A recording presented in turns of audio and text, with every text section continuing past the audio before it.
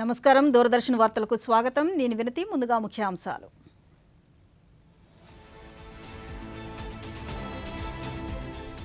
వికసిత్ భారత్ నిర్మాణంలో గిరిజనులు భాగస్వాములు కావాలన్న రాష్ట్రపతి ద్రౌపది ముర్ము.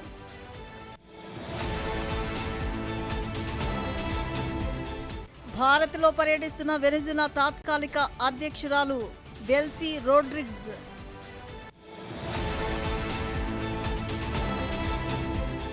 జాతీయ పంచాయతీ పురస్కారాలు ప్రదానం.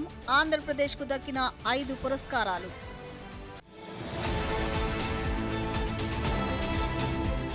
ప్రధాని నరేంద్ర మోదీ అధ్యక్షతన కేంద్ర కేబినెట్ కీలక నిర్ణయాలు.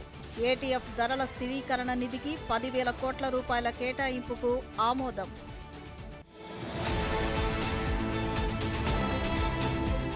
రాష్ట్ర వ్యాప్తంగా ఈ నెల 7 నుంచి 20 వరకు యోగాంధ్ర 2026 కార్యక్రమాలు. వార్తల్లోని వివరాలు. గిరిజన యువత తమ విశిష్ట సంస్కృతి వారసత్వాన్ని కాపాడుకుంటూనే ఉన్నత విద్యా అవకాశాలతో పాటు ఆధునిక సాంకేతిక నైపుణ్యాలను అందిపుచ్చుకోవాలని రాష్ట్రపతి ద్రౌపది ముర్ము పిలుపునిచ్చారు. ఢిల్లీలోని విజ్ఞాన్ భవన్లో గిరిజన వ్యవహారాల మంత్రిత్వ శాఖ ఆధ్వర్యంలో సమీకృత గిరిజన అభివృద్ధి సంస్థలు, సమీకృత గిరిజన అభివృద్ధి ప్రాజెక్టులను బలోపేతం చేయడంపై జరిగిన జాతీయ సదస్సులో రాష్ట్రపతి ప్రసంగించారు. గిరిజనులు తమ ఆత్మ గౌరవాన్ని కాపాడుకుంటూ వికసిత్ భారత్ నిర్మాణంలో చురుకైన భాగస్వాములు కావాలని ఆమె ఆకాంక్షించారు. గిరిజనుల సాంప్రదాయ జీవన విధానం ప్రకృతితో మమేకమై ఉంటుందని పేర్కొన్నారు. जनजातीय समुदाय के समग्र विकास को समर्पित संस्थाओं के इस नेशनल कॉन्क्लेव में आज आपके बीच आकर मुझे अत्यंत प्रसन्नता हो रही है। ये सम्मेलन ट्राइबल चेंज एजेंट्स का सम्मेलन है। आप सब पर जनजातीय समुदाय के कल्याण और विकास कार्यक्रम को उनके गांव और घर तक पहुंचाने की जिम्मेदारी है। ऐसा करके आप सब जनजातीय समुदाय के भाई बहनों के जीवन में बहुत अच्छा बदलाव ला सकते हैं। फील्ड लेवल तो ट्राइबल डेवलपमेंट की जिम्मेदारी निभाने वाले लोगों को एक नेशनल प्लेटफॉर्म पर एक साथ लाने के लिए मैं जनजातीय कार्य मंत्री श्री जुएल ओराम जी और उनके पूरी ఉపరాష్ట్రపతి సిపి రాధాకృష్ణన్ ఢిల్లీలో ఈరోజు భారత మాజీ comptroller and audit general Vinod Rai సంపాదకత్వం వహించిన when audit matters CAG interventions that made a difference పుస్తకాన్ని ఆవిష్కరించారు. ఈ సందర్భంగా ఉపరాష్ట్రపతి మాట్లాడుతూ రాష్ట్రానికి పౌరులకు మధ్య నమ్మకాన్ని పెంపొందించడం ద్వారా ఆడిట్ ప్రజాస్వామ్యాన్ని బలపరుస్తుందన్నారు. ఆడిటర్లు నిజాయితీ, నైతిక ప్రవర్తన ప్రమాణాలకు కట్టుబడి ఉండాలని సూచించారు. Moral foundation of public administration. Building ethics in governance requires translating expectations into clear goals and conduct standards. It requires a system that values and promotes leadership by example.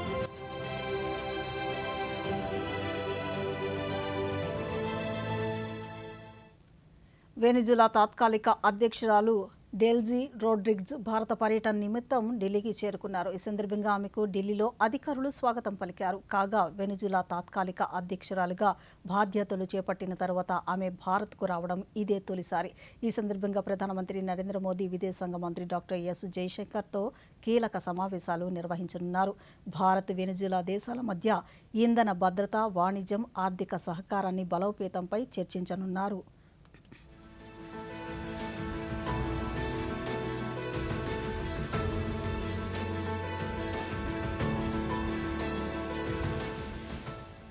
జాతీయ పంచాయతీ అవార్డులు 2025ను కేంద్ర పంచాయతీరాజ్ శాఖ మంత్రి రాజీవ్ రంజన్ సింగ్ ఈరోజు ఢిల్లీలో ప్రదానం చేశారు. గ్రామీణ పాలన, స్థిరమైన అభివృద్ధిలో దేశవ్యాప్తంగా అత్యుత్తమ ప్రతిభ కనపరిచిన 42 ఉత్తమ పంచాయతీలకు ఈ అవార్డులు అందచేయగా ఆంధ్రప్రదేశ్కు చెందిన 5 పంచాయతీలు పురస్కారాలు అందుకున్నాయి. ఉమ్మడి విశాఖ జిల్లా శృంగవరం, తిరుపతి జిల్లా బొక్కసంపాలెం, వైఎస్ఆర్ కడప జిల్లా చెమ్ముళ్లపల్లి, ప్రకాశం జిల్లా గుండమల, చిత్తూరు జిల్లా కుప్పం బ్లాక్ పంచాయతీ నానాజీ దేశ్ముఖ్ సర్వోత్తమ్ పంచాయతీ సతత్ వికాస్ పురస్కారాలను అందుకుంది.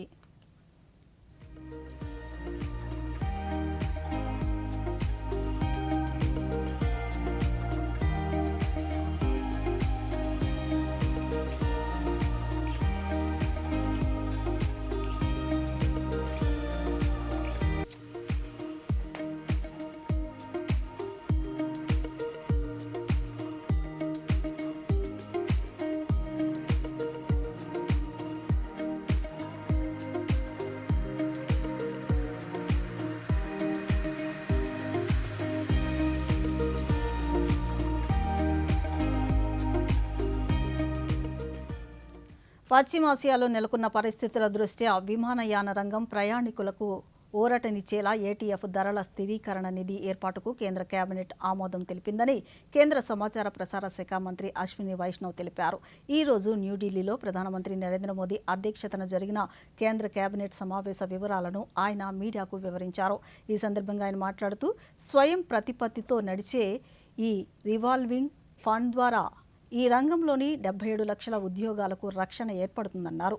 తెలంగాణలో NH-63, NH-563 జాతీయ రహదారులను 4 లేన్లకు విస్తరించడానికి, అలాగే రామేశ్వరం, కోణార్క్, పారాదీప్లను కలుపుతూ కోస్టల్ హైవే ఏర్పాట్లు కూడా కేబినెట్ ఆమోదం తెలిపిందని అన్నారు.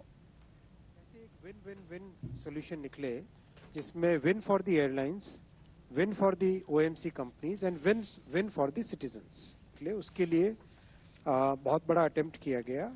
सेल्फ सस्टेनिंग रिवॉल्विंग फंड के माध्यम से ATF price for the airline carriers who want to participate in this, उनको एक स्टेबल ATF प्राइस अभी करंट क्राइसिस के दौरान मिलेगा.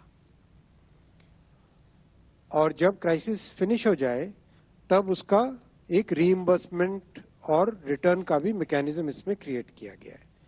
मैं आपको नेट इसका बताना चाहता हूं कि इससे हमारे एंटायर एविएशन सेक्टर में करीब 70 लाख से अधिक जो जॉब्स हैं जिनके ऊपर इम्पैक्ट पड़ना आरंभ होने लगा था because of the stress in the sector.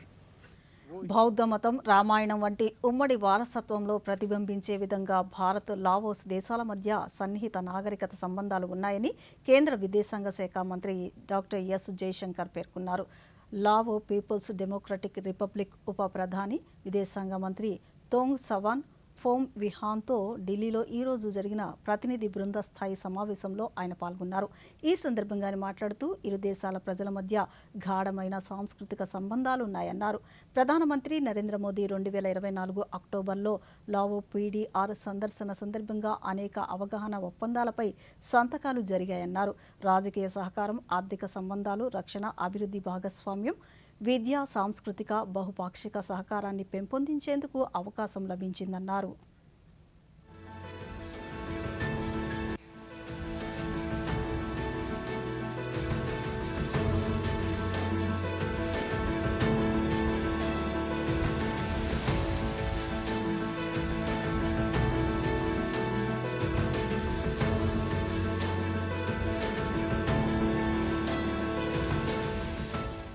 ఈ నెల 7 నుంచి 20 వరకు 14 రోజుల పాటు రాష్ట్ర వ్యాప్తంగా యోగాంధ్ర కార్యక్రమాలు నిర్వహించనున్నట్లు ముఖ్యమంత్రి నారా చంద్రబాబు నాయుడు తెలిపారు. యోగాంధ్ర 2026పై ఈ రోజు సచివాలయంలో ముఖ్యమంత్రి మీడియాతో మాట్లాడుతూ శారీరక దృఢత్వం, మానసిక ప్రశాంతత, ఆధ్యాత్మిక వికాసాన్ని అందించే సమగ్ర ఆరోగ్య సాధన యోగా అన్నారు.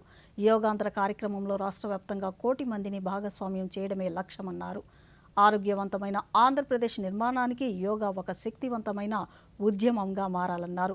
యోగాను జీవన విధానంలో భాగం చేసేందుకు యోగాంధ్ర ద్వారా ప్రయత్నిస్తున్నామని సీఎం పేర్కొన్నారు.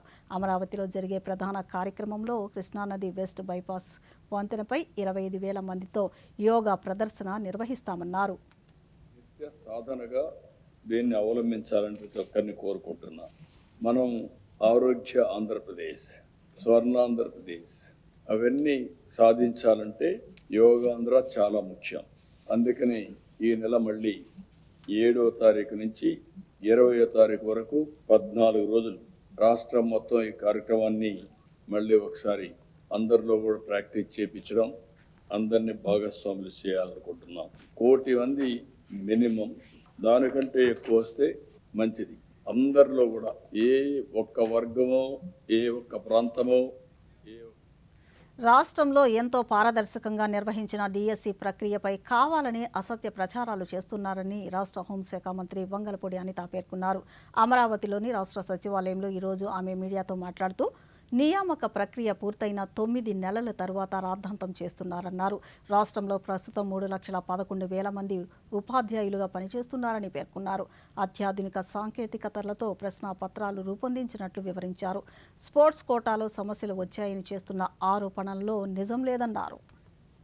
వారిలో 60% గౌరవ ముఖ్యమంత్రి, ఇప్పుడు మన ముఖ్యమంత్రి చంద్రబాబు నాయుడు గారి టైంలో డిఎస్సి నోటిఫికేషన్ ద్వారా వచ్చిన వాళ్ళే. అంటే ఇక్కడ ఇన్ని డిఎస్సి నోటిఫికేషన్స్ ఇచ్చి ఇంతమంది రిక్రూట్మెంట్ జరిగి ఈ రోజుకి కూడా కొన్ని లక్షల మంది టీచర్ ఉద్యోగాలు చేస్తూ మొన్న రీసెంట్గా ఉన్న డిఎస్సి నోటిఫికేషన్కి సంబంధించి చూస్తే దగ్గర 240 కోర్టు కేసులను దాటుకొని సుమారుగా 148 రోజుల్లోనే దగ్గర రికార్డు స్థాయిలో 16,347 ఉపాధ్యాయ పోస్టుల భర్తీకి ప్రక్రియను స్టార్ట్ చేసింది. అంటే సుమారుగా 15,000 మందికి పైగా టీచర్ పోస్టులు, అది కూడా అతి గౌరవంగా ఇచ్చారు. లీక్ అన్నది ముందంతా లీక్ అన్నారు. 9 నెలల తర్వాత వచ్చి, మళ్ళీ పర్టికులర్గా ఇది నేను మెన్షన్ చేయాలి, 9 నెలల తర్వాత వచ్చి లీక్ అన్నారు. అరే లీక్ అవ్వటానికి ఎట్టి పరిస్థితుల్లోని స్కోపే లేదు. ఇది కంప్లీట్గా కంప్యూటరైజ్డ్ చేసిన వ్యవహారం. అట్ ద సేమ్ టైం దగ్గర 43,000 క్వశ్చన్లు. ఒక్కసారి ఆలోచించండి, is it possible with in the time period of తక్కువ 160 days 150 daysలో జరిగే రాష్ట్రంలో రహదారుల నిర్మాణం, అభివృద్ధికి రాష్ట్ర ప్రభుత్వం అత్యంత ప్రాధాన్యతనిస్తోందని రాష్ట్ర రోడ్లు, భవనాలు, పెట్టుబడుల మౌలిక సదుపాయాల శాఖ మంత్రి బీసీ జనార్దన్ రెడ్డి తెలిపారు. అమరావతిలోని రాష్ట్ర సచివాలయంలో ఈరోజు ఆయన మీడియాతో మాట్లాడుతూ రహదారులు బాగుంటేనే రాష్ట్రానికి పెట్టుబడులు వస్తాయని స్పష్టం చేశారు. రాష్ట్రంలో రహదారి అభివృద్ధి కోసం ఒక టాస్క్ ఫోర్స్ కమిటీని కూడా ఏర్పాటు చేశామని వివరించారు.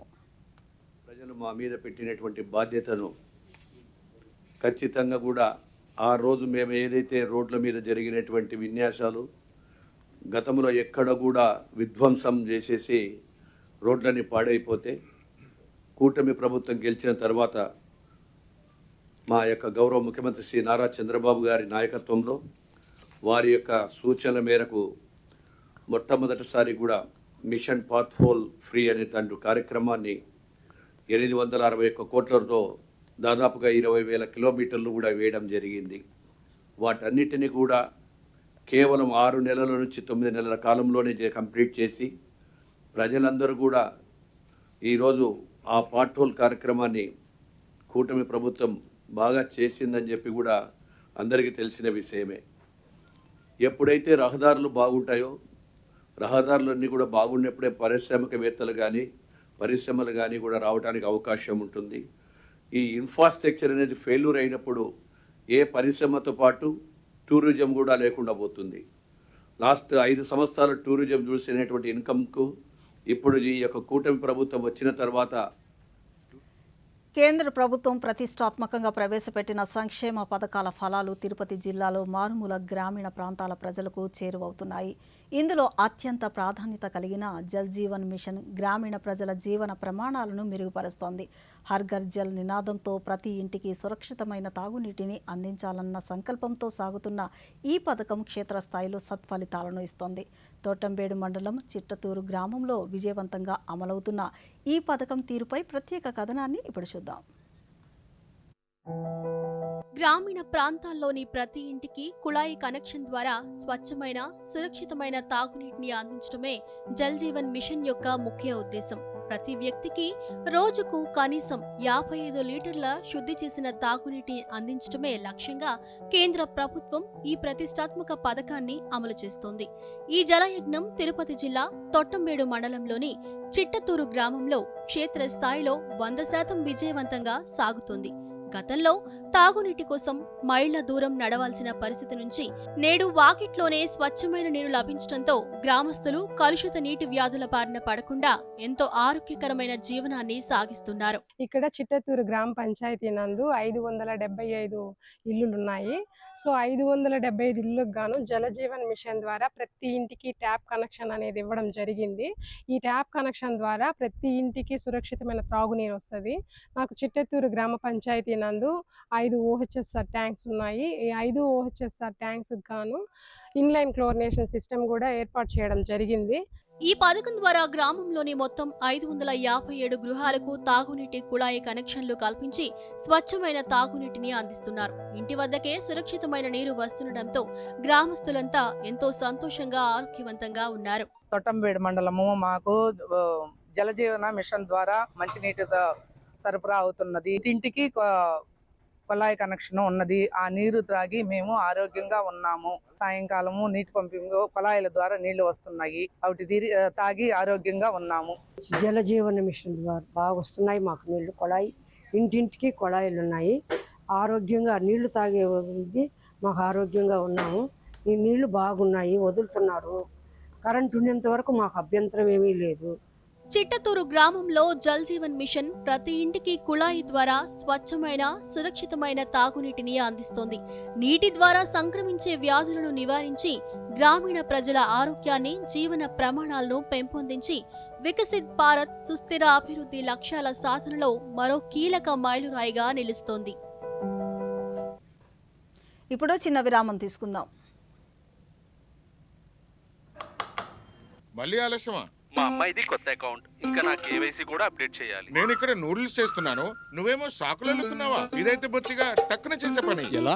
ఒకవేళ కేవైసీలో ఎటువంటి మార్పు లేకపోయినా లేదా కేవలం అడ్రస్ మారినా అప్పుడు register mobile, email, internet banking లేదా లెటర్ ద్వారా సెల్ఫ్ డిక్లరేషన్ చేయి. మరి మార్పులుంటేనో? ఇంట్లో కూర్చొని వీడియో కేవైసీ, ఆధార్, ఓటీపీ, ఈ కేవైసీతో అప్డేట్ చేసుకో, అంతే. ఇదైతే నూడిల్స్ చేయడం కన్నా సులువైనది. ఇప్పుడే వస్తాను. ఆర్బీఐ అంటుంది, కేవైసీ సురక్షితమైన బ్యాంకింగ్ కి తొలి అడుగు. తిరిగి వార్తలకు స్వాగతం. ప్రతి ఇంటికి స్వచ్ఛమైన తాగునీరు అందించేందుకు 5,350 కోట్ల రూపాయల ప్రాజెక్టులను వేగవంతం చేస్తున్నట్లు రాష్ట్ర పురపాలక శాఖ మంత్రి పి. నారాయణ తెలిపారు. విజయవాడలో మున్సిపల్ పబ్లిక్ హెల్త్ ఇంజనీరింగ్ అధికారుల రాష్ట్ర స్థాయి వర్క్షాప్లో మంత్రి మాట్లాడుతూ ఇంజనీరింగ్ పనుల్లో ఎదురవుతున్న ల్యాండ్ టెక్నికల్ ఏజెన్సీ సమస్యల పరిష్కారమే వర్క్షాప్ లక్ష్యమన్నారు.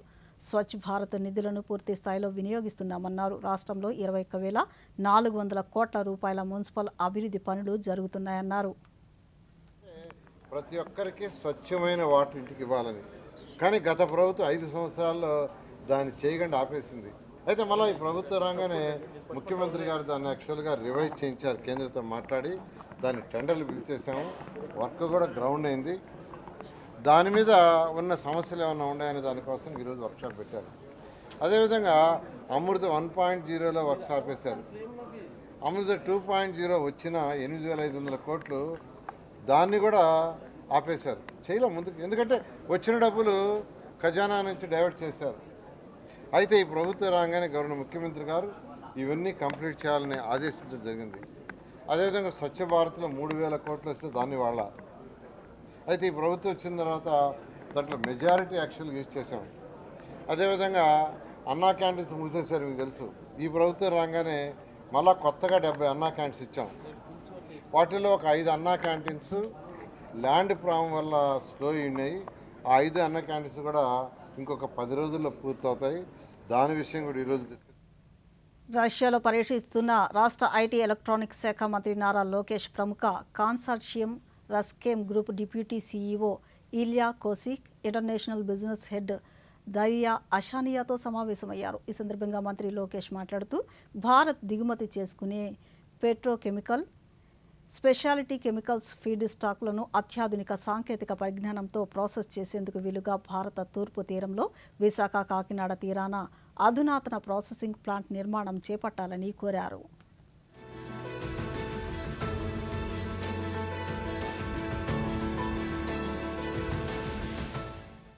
తోతాపూరి మామిడి రైతులు ఆందోళన చెందాల్సిన అవసరం లేదని, రైతులకు న్యాయమైన ధర లభించేలా రాష్ట్ర ప్రభుత్వం అన్ని చర్యలు చేపడుతుందని రాష్ట్ర వ్యవసాయ శాఖ మంత్రి కింజారపు అచ్చెన్నాయుడు స్పష్టం చేశారు. తోతాపూరి మామిడి ప్రస్తుత సీజన్ పరిస్థితులు, మామిడి గుజ్జు ప్రాసెసింగ్, కొనుగోలు ఏర్పాటుపై విజయవాడలో ఈరోజు ఆయన వర్చువల్గా మాట్లాడారు. ఉమ్మడి చిత్తూరు జిల్లాలో సుమారు 78,000 హెక్టార్లలో తోతాపూరి సాగు జరుగుతోందని, ఈ పంటపై వేలాది మంది రైతుల జీవనోపాధి ఆధారపడి ఉందన్నారు. వాతావరణ పరిస్థితుల ప్రభావంతో ఈ ఏడాది కొంతమేర దిగుబడి తగ్గే అవకాశం ఉన్నప్పటికీ రైతులకు ఇబ్బందులు తలెత్తకుండా ప్రభుత్వం ముందస్తు చర్యలు చేపడుతుందన్నారు.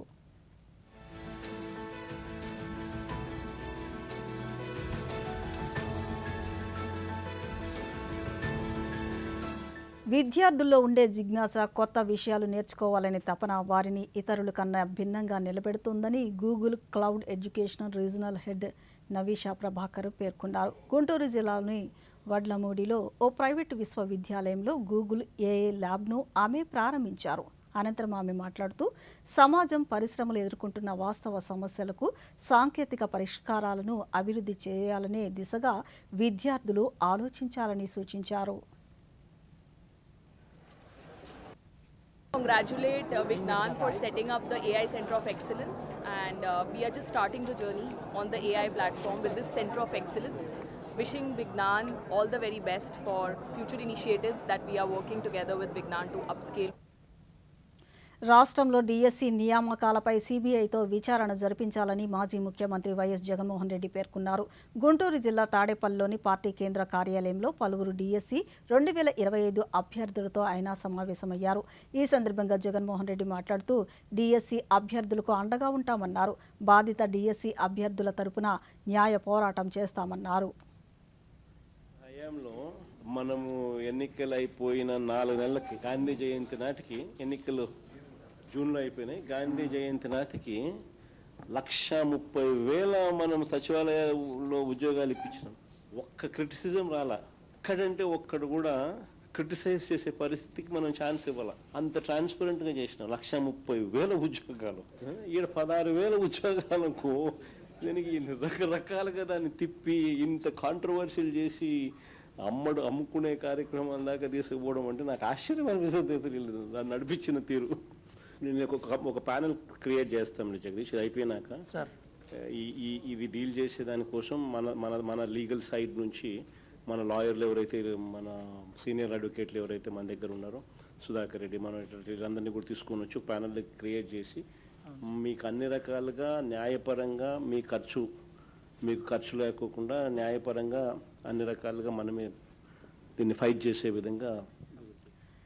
భారతీయ తేయాకు ప్రపంచవ్యాప్తంగా సువాసనకు ప్రత్యేకమైన రుచికి ప్రసిద్ధి చెందింది. ముఖ్యంగా డార్జిలింగ్, అస్సాం, నీలగిరి ప్రాంతాల్లో పండే తేయాకుకు అంతర్జాతీయ మార్కెట్లో ఎంతో డిమాండ్ ఉంది. గడిచిన 12 ఏళ్లలో రికార్డు స్థాయిలో 93% వృద్ధిని సాధించింది. భారతీయ తేయాకు పరిశ్రమ కేవలం దేశానికి ఆదాయాన్ని తెచ్చిపెట్టడమే కాకుండా దేశవ్యాప్తంగా ప్రత్యక్షంగా సుమారు 12 లక్షల మందికి పైగా కార్మికులకు స్థిరమైన ఉపాధిని కల్పిస్తోంది.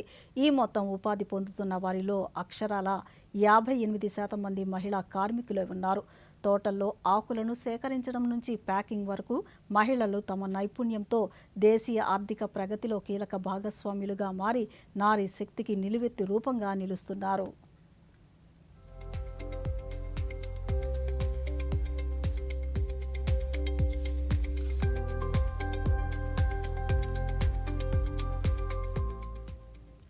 హిమాచల్ ప్రదేశ్ రాజధాని సిమ్లాలో యువతను విశేషంగా ఆకర్షిస్తున్న బుక్ కేఫ్ కల్చర్ కేవలం పుస్తకాలు, కాఫీ, ప్రశాంతమైన వాతావరణానికి పరిమితం కాకుండా గ్రామీణ మహిళల జీవితాల్లో విప్లవాత్మక మార్పులు తెస్తోంది. మరీ ముఖ్యంగా ఈ బుక్ కేఫ్లన్నింటినీ గ్రామీణ ప్రాంతాలకు చెందిన మహిళలే విజయవంతంగా నిర్వహిస్తూ సమాజంలో తమకంటూ ఒక కొత్త గుర్తింపును సంపాదించుకుంటున్నారు. స్నేహితులతో కలిసి మాట్లాడుకునేటమే కాకుండా ప్రశాంతంగా కూర్చొని చదువుకోవడానికి ఇక్కడ మంచి పుస్తకాలు ఉన్నాయని, దీంతో పాటు చుట్టూ ఉన్న కొండల సుందర దృశ్యాలు, రుచికరమైన ఆహారం లభించడం ఎంతో నచ్చిందని విద్యార్థులు తెలిపారు.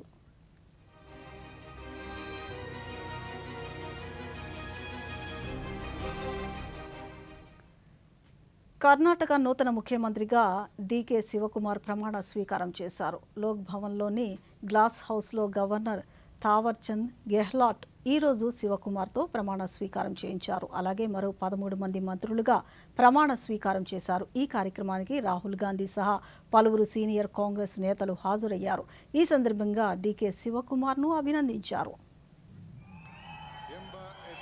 ನಾನು ಕಾನೂನು ಮೂಲಕ ಸ್ಥಾಪಿತವಾದ ಭಾರತದ ಸಂವಿಧಾನ ವಿಷಯದಲ್ಲಿ ನಿಜವಾದ ಶ್ರದ್ಧೆ ಮತ್ತು ನಿಷ್ಠೆಯನ್ನು ಹೊಂದಿರುತ್ತೇನೆಂದು ನಾನು ಭಾರತದ ಸಾರ್ವಭೌಮತ್ವವನ್ನು ಮತ್ತು ಅಖಂಡತೆಯನ್ನು ಎತ್ತಿ ಹಿಡಿಯುತ್ತೇನೆಂದು ಮತ್ತು ಕರ್ನಾಟಕ ರಾಜ್ಯದ ಮುಖ್ಯಮಂತ್ರಿಯಾಗಿ ನನ್ನ ಕರ್ತವ್ಯವನ್ನು ಶ್ರದ್ಧಾಪೂರ್ವಕವಾಗಿ ಮತ್ತು ಅಂತಃಕರಣಪೂರ್ವಕವಾಗಿ ನಿರ್ವಹಿಸುತ್ತೇನೆಂದು ಭಯ ಅಥವಾ ಪಕ್ಷಾತೀತವಲ್ಲದೆ ರಾಗ ದ್ವೇಷವಿಲ್ಲದೆ ಎಲ್ಲ ಬಗೆಯ ಜನರಿಗೆ ಸಂವಿಧಾನಕ್ಕೆ ಮತ್ತು ಕಾನೂನಿಗೆ ಅನುಸಾರವಾಗಿ ನ್ಯಾಯಯುತವಾಗಿ ಮಾಡುತ್ತೇನೆಂದು ನನ್ನ ಅಜ್ಜ ಗಂಗಾಧರಜ್ಜನ ಹೆಸರಿನಲ್ಲಿ ಪ್ರಮಾಣ ಮಾಡುತ್ತೇನೆ. ಶ್ರದ್ಧಾಪೂರ್ವಕವಾಗಿ ಪ್ರತಿಜ್ಞೆಯನ್ನು ಮಾಡುತ್ತೇನೆ. జమ్మూ కాశ్మీర్లోని పుల్వామా జిల్లాలో త్రాల్ ప్రాంతంలో అక్కడ గిరిజన గ్రామీణ మహిళలు స్వయం సహాయక సంఘాల ద్వారా చేతులు కలిపి ఫ్యాషన్ డిజైనింగ్ రంగంలో స్థానికంగా అందుబాటులో ఉండే వనరులను నైపుణ్యాలను ఉపయోగించుకుని వారు లాభదాయకమైన జీవనోపాధిని పొందుతున్నారు. నవతరం యువత పాశ్చాత్య దుస్తుల వైపు వెళుతున్న తరుణంలో వీరు కాశ్మీర్ సంప్రదాయ పురాతన దుస్తులకు సరికొత్త మోడర్న్ షేప్స్ డిజైనింగ్ అద్దె మార్కెట్లోకి ప్రవేశపెట్టడం ద్వారా వినియోగదారులు ఈ వినూత్న శైలిని విపరీతంగా ఇష్టపడుతున్నారు. నేడు త్రాల్ ప్రాంత మహిళల నైపుణ్యాలను మెరుగుపరచడమే కాకుండా వారికి గౌరవప్రదమైన జీవనోపాధిని అందిస్తోంది.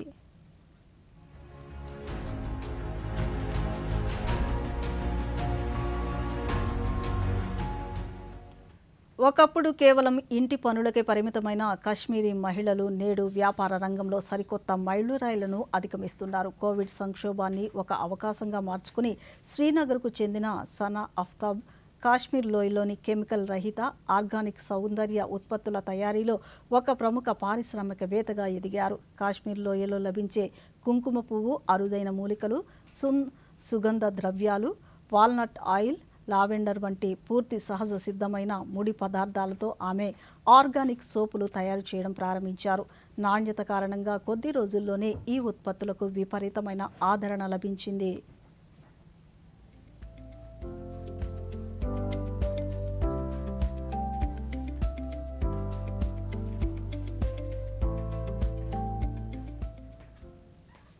వరదల వల్ల దెబ్బతిన్న చాకీ నది వంతెన పునరుద్ధరణతో చారిత్రాత్మక పఠాన్కోట్, జోగిందర్ నగర్ నారో గేజ్ రైలు మార్గం అందుబాటులోకి వచ్చింది. 2022లో సంభవించిన భారీ ఆకస్మిక వరదల కారణంగా పఠాన్కోట్ సమీపంలోని చక్కీ నది వంతెన పూర్తిగా కొట్టుకుపోయింది.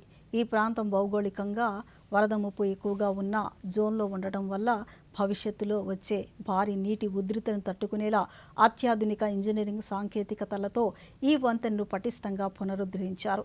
పంజాబ్ సరిహద్దు జిల్లాలను హిమాచల్ ప్రదేశ్లోని కొండ ప్రాంతాలైన పట్టణాలతో అనుసంధానించే అత్యంత చౌకైన కీలకమైన రవాణా మార్గం మళ్లీ అందుబాటులోకి రావడంతో స్థానిక రవాణా రంగాల వ్యాపారులు, పర్యాటక రంగం మళ్లీ పుంజుకున్నాయి.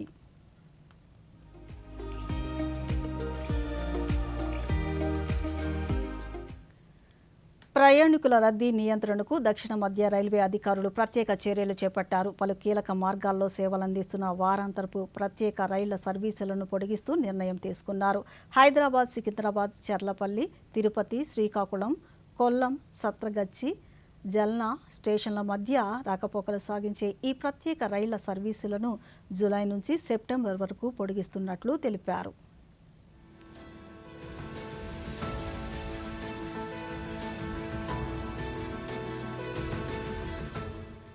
ఢిల్లీలోని మాల్వియా నగరంలో ఒక హోటల్లో జరిగిన అగ్ని ప్రమాదంలో 21 మంది ప్రాణాలు కోల్పోగా 40 మంది గాయపడ్డారు. ఈ ఉదయం హోటల్లో అకస్మాత్తుగా మంటలు చెలరేగడంతో ఈ ప్రమాదం సంభవించింది.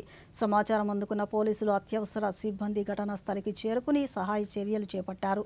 గాయపడిన వారిని సమీపంలో ఆసుపత్రులకు తరలించి చికిత్స అందిస్తున్నారు.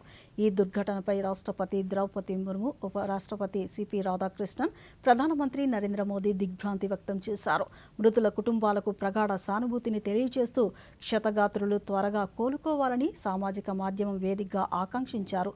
మృతుల కుటుంబాలకు 2 లక్షల రూపాయలు, గాయపడిన వారికి 50,000 రూపాయల చొప్పున ప్రధానమంత్రి జాతీయ సహాయ నిధి నుంచి ఎక్స్ గ్రేషియా అందిస్తున్నట్లు ప్రకటించారు.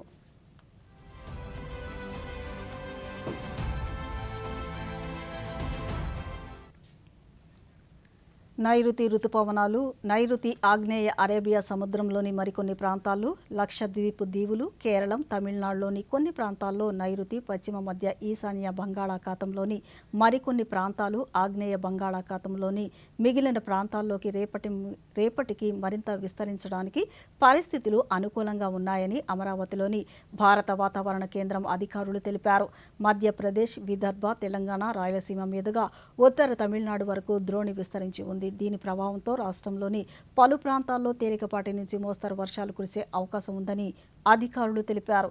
ఇదే సమయంలో గంటకు 50 నుంచి 60 కిలోమీటర్ల వేగంతో ఈదురుగాలులు వీచే అవకాశం ఉందని తెలిపారు.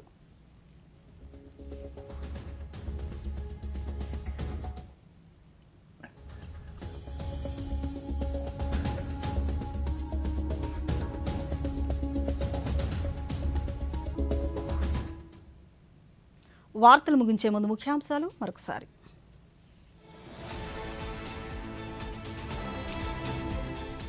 వికసిత్ భారత్ నిర్మాణంలో గిరిజనులు భాగస్వామ్యులు కావాలన్న రాష్ట్రపతి ద్రౌపది ముర్ము.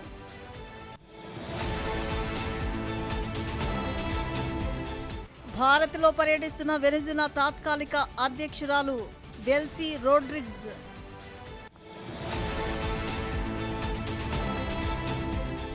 జాతీయ పంచాయతీ పురస్కారాలు ప్రదానం.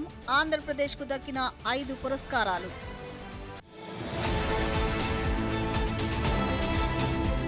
ప్రధాని నరేంద్ర మోదీ అధ్యక్షతన కేంద్ర కేబినెట్ కీలక నిర్ణయాలు. ఏటీఎఫ్ ధరల స్థిరీకరణ నిధికి 10,000 కోట్ల రూపాయల కేటాయింపుకు ఆమోదం.